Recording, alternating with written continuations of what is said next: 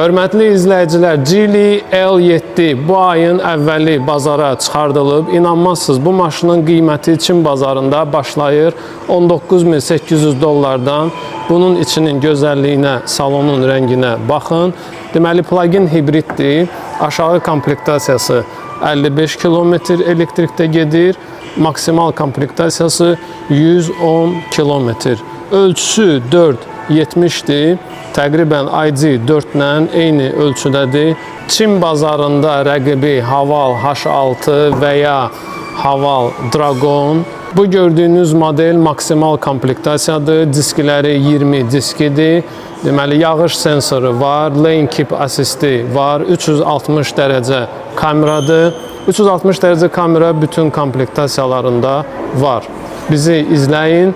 Bir sualınız olarsa, profildə qeyd olunan nömrəmizlə əlaqə saxlaya bilərsiniz.